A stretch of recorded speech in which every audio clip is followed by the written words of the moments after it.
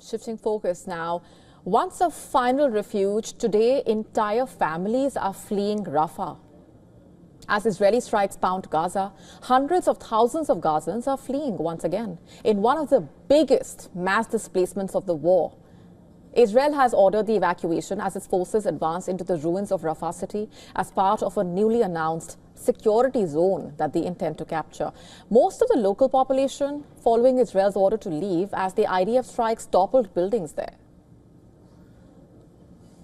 We could barely believe that we had arrived back in Rafah.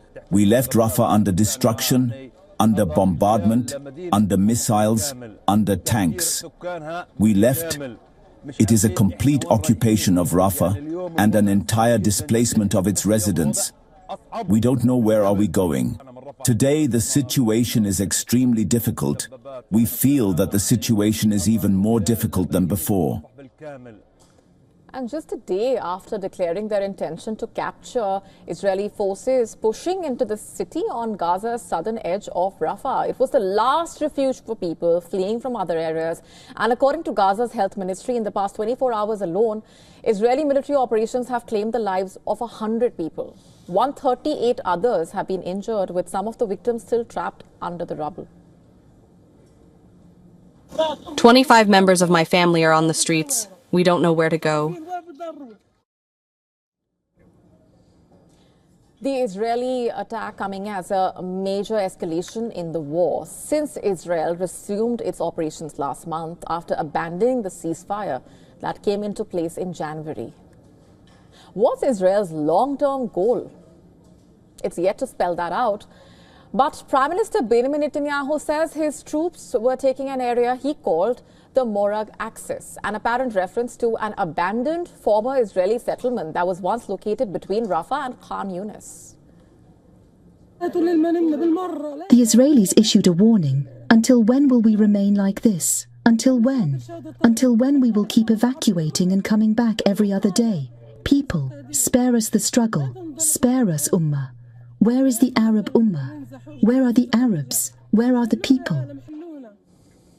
As a result of Israeli actions, Gazans who had returned to homes in the ruins during the ceasefire once again have to leave their homes. They fear that Israel's intention is to depopulate those areas indefinitely, which would leave hundreds of thousands of people permanently homeless. In one of the poorest and most crowded territories on earth, the security zone that Israel wants to seize includes some of Gaza's last agricultural land and critical water infrastructure. Not only that, since the first phase of the ceasefire expired at the start of March, Israel has also imposed a total blockade on all goods reaching Gaza's 2.3 million residents. The total Palestinian death toll in Gaza has risen to 50,523. Following nearly 18 months of the Israeli military operations. According to Al-Quds, which is a Palestinian Arabic language daily, 39,384 children have been orphaned since the Israel-Hamas war started in 2023.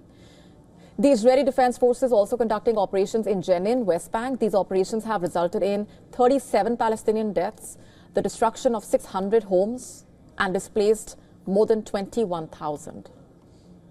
And as the situation continues to worsen, the United Nations Security Council held a meeting on Thursday at the UN headquarters in New York City. The UN High Commissioner saying that the last 18 months of violence have made it abundantly clear that there is no military path out of this crisis. Listen into this. It pains me to brief this council once again on the catastrophic suffering of people in Gaza. The temporary relief of the ceasefire, which gave Palestinians a moment to breathe, has been shattered. The last 18 months of violence have made abundantly clear that there is no military path out of this crisis. The only way forward is a political settlement based on two states living side by side in equal dignity and rights, in line with United Nations resolutions and international law. To stay up to speed with the latest news, download the WION app and subscribe to our YouTube channel.